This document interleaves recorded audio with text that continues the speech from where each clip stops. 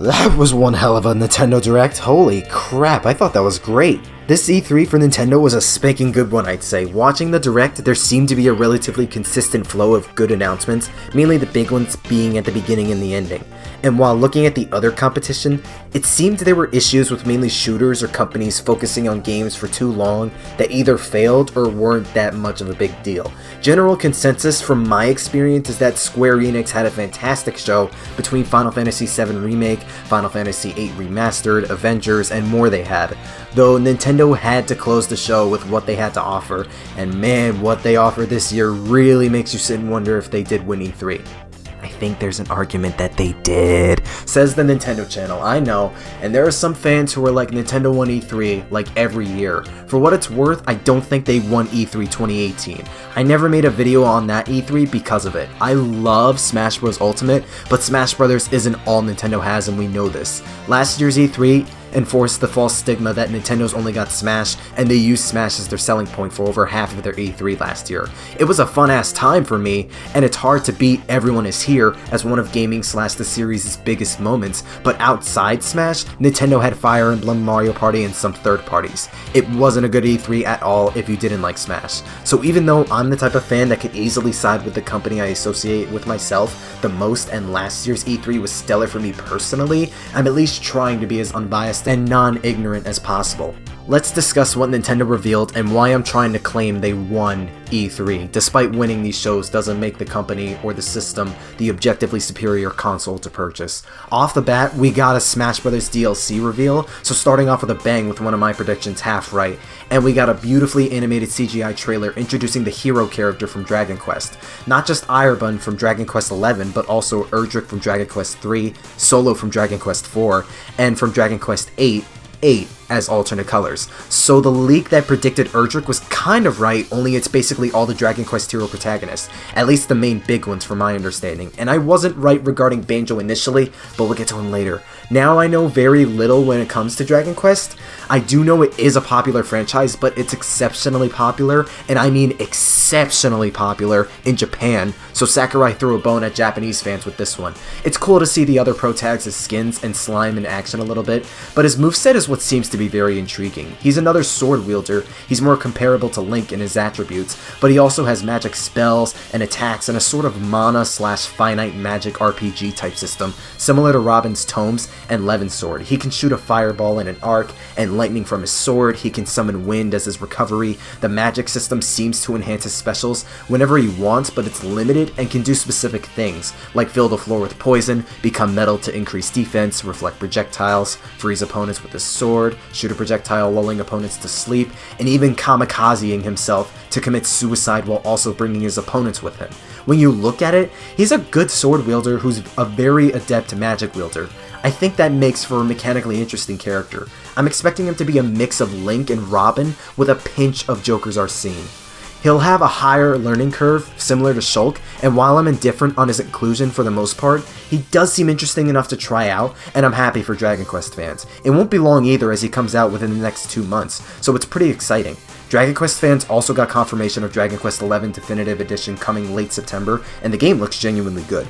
Koizumi opened the rest of the show while introducing Doug Bowser, since he just became Nintendo of America's new president, and they were playing this cute little tongue-in-cheek joke of mixing up Doug Bowser with Mario's arch-enemy Bowser, and it was adorable. That's the kind of Nintendo behavior that makes Nintendo shows charming and funny at times. But the first game they opened with was Luigi's Mansion 3, and oh my god, I'm feeling so much better about this game now. I'm 100% hyped and ready to play it. First thing is, this game looks very high resolution than most Mario games. I think it looks almost as good as Odyssey, to be honest, up there with Super Mario Party and Mario Tennis Aces. Like, the in-game cutscenes and the rendering, lighting, shadows, etc. really look sharp. The room's got a darker tone than before, the textures on the carpet and doors look much better, the detail on Luigi himself, his overall lining, the L on his hat. This game got a significant graphical boost from the last trailer. You could tell the previous trailer was in development phases. I also really love that part where Luigi is with his seemingly canonical pet Polterpup and is all enthusiastic, ready to read a book only to fall asleep upon opening it.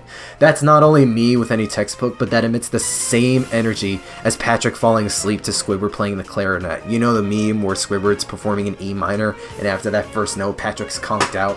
Same exact aura. It's a silly little thing and I love it. It's also neat seeing Peach make her debut in the Luigi's Mansion series. Another thing are the mechanics, and they're adding a slam move with the plunger, the suction shot, a burst move where compressed air bursts and pushes back enemies. Gooigi from Luigi's Mansion 3DS remake is coming back and seems to be an actual mechanic for the game, along with being an extra co-op component where he can traverse bars, spikes, and surfaces Luigi can't, except water, and more. Genuinely interesting stuff. The slam move seems to be satisfying, and it's actually his back throw from Smash Ultimate. Interesting little Easter egg, but also Scare Scraper makes a return from Dark Moon. I can dig these mechanical changes and additions. I think it can make for some interesting puzzle solving. But the connections to Dark Moon were what worried me as to whether or not Portrait Ghosts or the first game's open-ended traditional style of exploration will return. Dark Moon's fine, but the original had a much better gameplay structure, atmosphere, ghost design, and charm in my opinion. And the good news is both are coming back. Mostly. Kotaku interviewed the developers, and as was found on MyNintendoNews.com, they confirmed Dark Moon's mission-based structure is being replaced with a more traditional, free-flowing approach to exploration, and that was such a relief. The first game was more fun as a traditional exploring game, and the fact that structure is indeed coming back makes me happy and confident the gameplay will be smooth and the pacing won't be nearly as obstructive as Dark Moon's. The Portrait Ghosts, on the other hand, are indeed back with their humanistic designs, looking more realistic than the Grunt Ghost with the police officer ghost and the night ghost, even sporting dialogue and personalities looking at the treehouse footage. The only thing is, I think, emphasis on I think, the portraits themselves were omitted, and these ghosts act more as mini/regular bosses rather than ghosts you have to find and capture to put back into those frames. I think that's fine. My main concern was those kinds of ghosts returning or not, and believe it or not, Kensuke Tanabe, the same dude behind the past two Paper Marios, whom is also developing Luigi's Mansion 3, was aware of the criticisms Dark Moon had with its lack of portrait ghosts and how generic the rest of the ghosts were, and promised more ghosts in the same vein as them. He took fan feedback and applied them to developing the next game in the series, making a promising product. I'm going to reiterate this later, but this is exactly why fan feedback and criticisms are necessary, even if they sound like someone's trashing your favorite game to personally spite you, or someone makes a big deal out of something not that major. Letting the devs know your dissatisfaction and disagreement with the product or its features lets them respond accordingly, fixing the issue present. Businesses want to satisfy the general consumer. In Luigi's Mansion's case, it was a genuine criticism, and Tanabe and the team applied the feedback fans who played the game and or love the series want with it moving forward. And really quickly, Super Mario Maker 2 got shown in the sizzle reel near the end, and afterwards, another right prediction. Devs confirmed that online multiplayer with friends is coming in a future update. A dumb feature that was ultimately minuscule, but still stupid regardless when you have online anyways, and the feedback fans had regarding it is being addressed and the issues being resolved, making the game better than what would have been. Was it ridiculous? To an extent, sure, but it ultimately benefits everyone in the end. Even if the feedback for that feature was at max moderate, there was still a chance that they would have never added that in because it wasn't that big of a deal. And if that, of all things, was what set fans off over a bad design choice, I'm feeling legitimately hopeful for the next Paper Mario game, especially since Kensuke Tanabe's helping develop Luigi's Mansion 3. This mini discussion on criticism and feedback I'm going to make into its own video, plus I feel like I can also apply this to the idea of updating a game later because we could finish it while releasing it on schedule despite being unfinished. But it can't be stated how much feedback and criticism matters and how you can't always devalue or invalidate someone genuinely and correctly upset with a game because of a certain trait. When you want the game to be better, say it. Mention what needs to be fixed and reason why, and maybe they'll listen. That aside, I'm fully sold on Luigi's Mansion 3, finally. It's crazy to think this game was originally going to be on Wii U as well, but that's a common story with a lot of first parties on Switch. Portrait Ghosts are basically back, the structure's like the first game, the new mechanics look interesting, the premise looks a little more interesting, the charm is full force between Luigi and the humanoid ghost, the graphics are fantastic, it actually looks very promising, and I'm excited for it. Moving on, Netflix revealed a game they're making for the Switch called The Dark Crystal Age of Resistance Tactics, which looks very Mario plus Rabbids-esque with its combat. I'm likely not going to play it, but Netflix made a game for the Switch. That's kind of a big deal. And then we got a better look at Zelda Link's Awakening, which looks real cute and fun, and there's even some kind of pseudo dungeon maker, which I hope is compatible with online. because it looks like the kind of thing that would be online. Needless to say, the remake looks nice and I can't wait to pick it up as it's coming mid-September, a lot earlier than I thought originally, which makes me think Luigi's Mansion might be the holiday game aside from Pokemon, as it's still slated for 2019. Square Enix also unveiled Trials of Mana coming in 2020, alongside the Collection of Mana released now, some good RPGs in the Mana series, and The Witcher is coming to Switch too. There was a buttload of third parties. Some we would have never expected, like The Witcher, and more third parties is always a good thing. We got another gloss over Fire Emblem Three Houses, as predicted also, primarily with its story and characters, and it seems to look good still. I'm not too big on Fire Emblem, so I don't think I'll pick it up, and I see some people mention how the modeling and animations in particular look kind of bad, and I could kind of see why. That aside, game's probably going to be fine. The Switch is also getting more Resident Evil with 5 and 6 coming this fall, and we already have Resident Evil the Remake 0 and 4 on the system, so that's another big plus. Travis is also getting a sequel with No More Heroes 3, and it's nice seeing the series get more spotlight over the years as someone not into it. Contra Rogue Corps, the Contra Anniversary Collection with 10 Contra games out now. Konami just vomiting Contra on Switch, really. Daemon X Machina getting shown as predicted and coming early September. Panzer Dragoon, Empire of Sin coming next spring. Astral Chain, another right prediction, coming August 30th. Marvel Ultimate Alliance as well was another right prediction, and it's coming in the middle of July. Again, lots of third-party support for this thing. And it's a bunch of seemingly great games too, some of which are coming sooner than anticipated. Another prediction I got was Pokemon Sword and Shield getting a brief showing, and we didn't get much in the Direct, only that while the Pokeball Plus can connect to the game, and you can walk with the Pokemon in it, you can't use it as a controller, and we gotta look at our new gym leader, Water-type Specialist Nessa, whom people dropped Sonia immediately upon seeing her for the first time. And let me just say, she looks good, but y'all hoes ain't loyal. Y'all hoes ain't loyal, Sonia all the way, boy. Plus, I like Olivia and Aura Shelly more. We got new Pokemon and more new stuff during the Treehouse though, which is nice, but not much from the Direct as expected. Cadence of Hyrule got shown off, and it's releasing tomorrow, which is neat, and I'm semi-interested in it too. It's not a major pull, but I love rhythm games, and it's got Zelda, which I'm getting more and more attached to. We also got a proper look at another prediction I got right. Sorry, I'm just stroking these predictions. I'm satisfied with them. What can I say? Mario and Sonic at the Tokyo 2020 Olympic Games, and it looks promising while somewhat disturbing. Disturbing from the fact that Eggman can be seen topless, Wario has surprisingly small feet, and I can only imagine Waluigi and some of the other characters. That aside, seeing Peach wreck Tails and karate was awesome. There's surfing, skateboarding, the usual events you'd expect, and it looks pretty solid. I'm happy dream events are confirmed to be coming back, thank God. But my only concern is there seems to be only 3. I hope they're hiding more. The Olympics on average have like 8 to 12 dream events or something like that, so I'm gonna need more than just 3.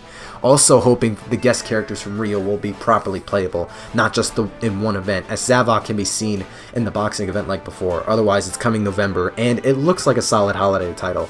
And we're starting to reach the end with our proper look at Animal Crossing New Horizons. Again, another prediction I got, and I was genuinely happy. From what I could tell, it looks like a proper Animal Crossing. It's the first one where you can manually change skin tone. There's a couple new elements like paving roads and pole vaulting over rivers. I'm assuming these are new features, don't kill me for not being an AC fan, and I kinda wish I mentioned it.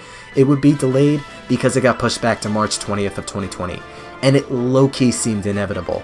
Like, we went 9 months of not knowing a lick of this game, only knowing that it exists, and come E3, we get actual info. It kind of gave the impression that it wasn't that far into development to be released within the year, and it was something I feel plenty people thought in the back of their heads.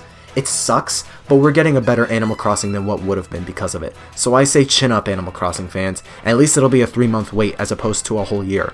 Spyro is indeed coming early September as anticipated again, Silk Song coming soon, Ni no Kuni by Bandai Namco coming September as well, Minecraft Dungeons coming next spring, Elder Scrolls Blades by Bethesda coming this fall, along with Doom Eternal coming soon, and Wolfenstein Youngblood this July, My Friend Pedro coming a month from now, The Sinking City coming this fall, Dead by Daylight, Alien Isolation, Final Fantasy Crystal Chronicles, Dragon Quest Builders coming a month from now, Stranger Things 3 coming the 4th of July, Just Dance 2019, Cadden coming in July, new Super Lucky Tales, Dauntless, Super Mario Maker 2, which I already talked about and predicted. Again, massive amounts of indies and third-party support from lots of avenues, and that's amazing to behold. My only complaint, though, is no Skullgirls in sight, and that was announced almost a year ago.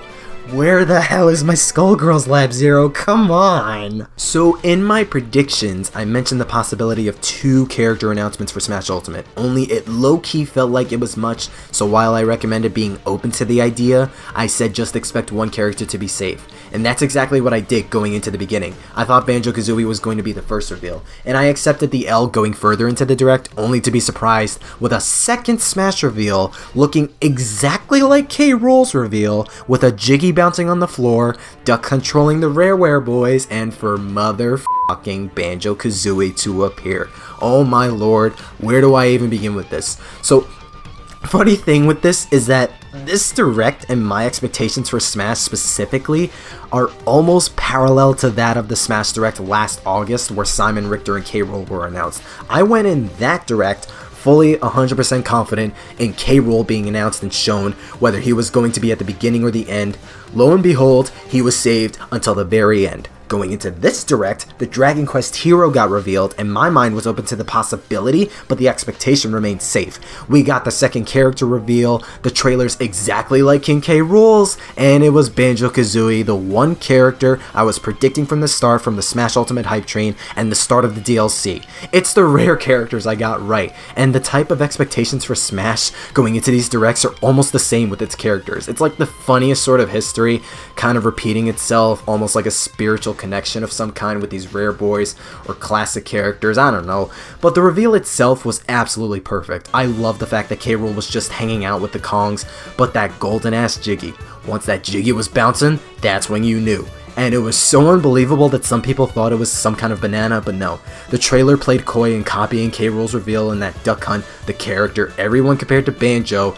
Among speculation was the troll, and Banjo and Kazooie smashed onto them, raring to go. The fact that Sakurai and the staff know exactly what they're doing with these trailers, reveals, characters, and nods is what makes Smash Bros. Such a legendary series. Banjo was requested for Smash Bros. For the longest time, even long before Ridley's hype and support grew in Brawl. And let's not forget, this is a Microsoft character. Cloud and Joker are associated with Sony, they're debated as Sony characters alongside Snake and the Belmonts, but at least those guys were actually owned by third-party studios that makes games for multiple platforms. That and they at least appeared on Nintendo systems before, some more so than others like Simon.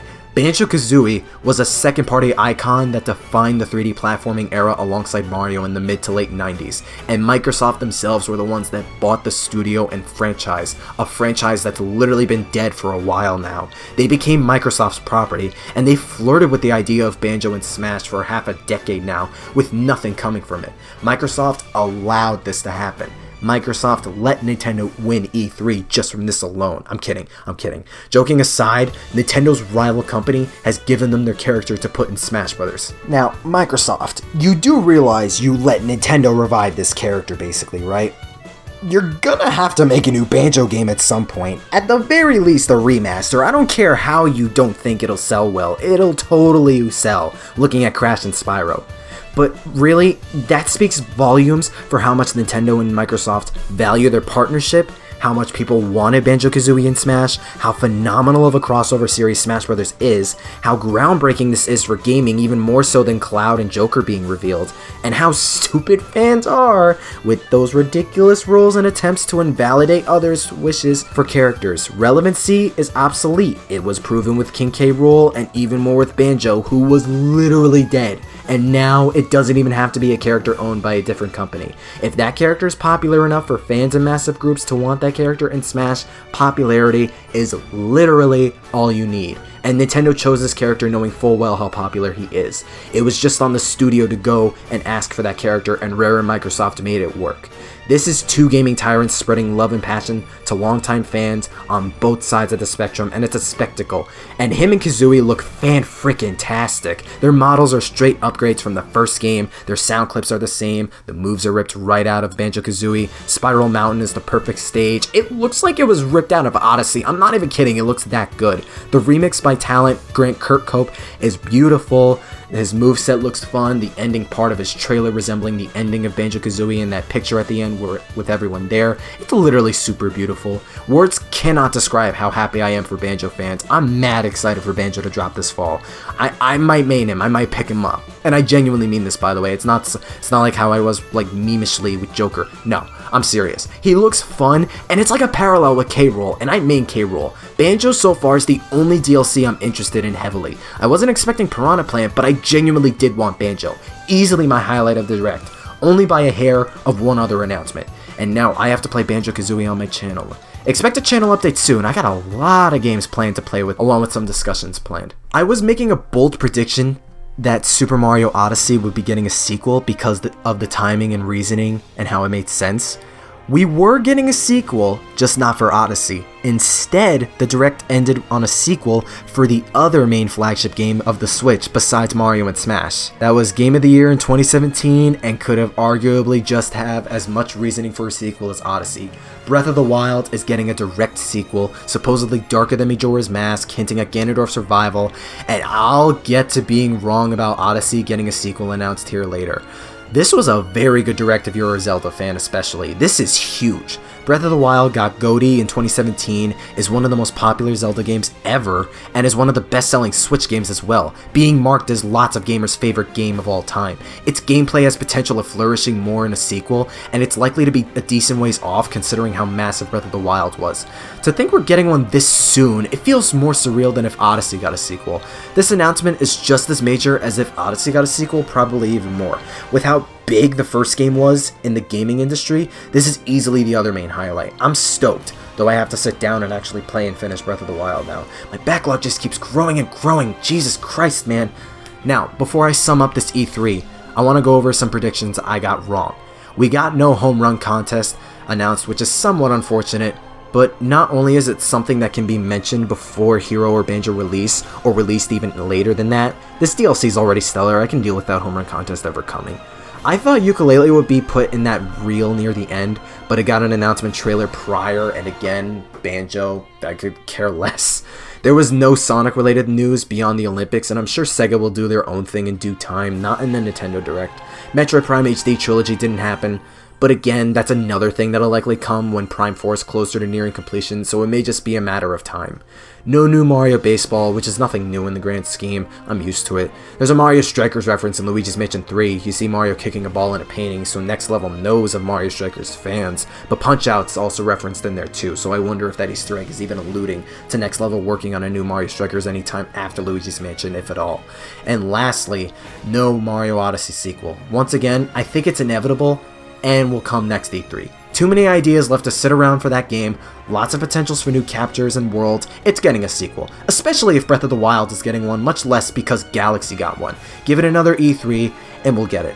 Otherwise, I got like 70% of my predictions right. I even got Bayonetta 3 and Pikmin 4 being a no-show right. That's pretty satisfying to me, and there were plenty of other surprises and cool bits in there too. Expectations were reasonably set for this one, but overall, Microsoft giving Nintendo Banjo-Kazooie for Smash Bros. Is insane. Hero's also pretty major. Breath of the Wild getting a sequel is also huge. Luigi's Mansion 3 looks indeed promising. Animal Crossing New Horizons looks awesome, and is sure to be a very successful and highly profitable Animal Crossing. Zelda Link's Awakening looks very good and cute. Fire Emblem Three Houses looks solid, same for Mario and Sonic. The boatload of Contra games, the Mana games coming to Switch, Astral Chain, Daemon X Machina, No More Heroes 3, Dragon Quest XI, plenty of other first-party exclusives, and a huge load of third parties. Even a pinch of Pokemon and Mario Maker, which is nice. 2 Smash DLC characters, one in particular that's literally earth-shattering, Breath of the Wild getting a sequel, Luigi's Mansion 3, Animal Crossing, another Zelda, Mario and Sonic, Fire Emblem, Astral Chain, Daemon X Machina, and a literal shit ton of fantastic third parties, from Dragon Quest to Resident Evil to Contra, Trials of Mana, the Mana Collection, Spyro, and many more. Lots of variety from a third-party and first-party perspective, along with delivering major big first-party teases, the main ones being the Smash DLC DLC, Luigi's Mansion, Animal Crossing, and both Zelda games. This E3 can be argued to be better than E3 of 2017 for Nintendo, I'd say. Nintendo knocked it out of the park, and I thought it was very good. Like, I'd give it a 9 out of 10, I'd give it an A. It gets an A. I got a few big predictions wrong, but not only were most of them right, we got some promising games coming at good times this year and next year and beyond. 'Twas a great E3 for Nintendo, I'd say. Do you agree? Do you think it wasn't as stellar as I'm making it sound? Let me know down below and express your opinion as I have for the past 25 minutes. Thanks for watching, and stay tuned for more Smash, Zelda, Sonic, and more Nintendo gaming whatevers. Stay super.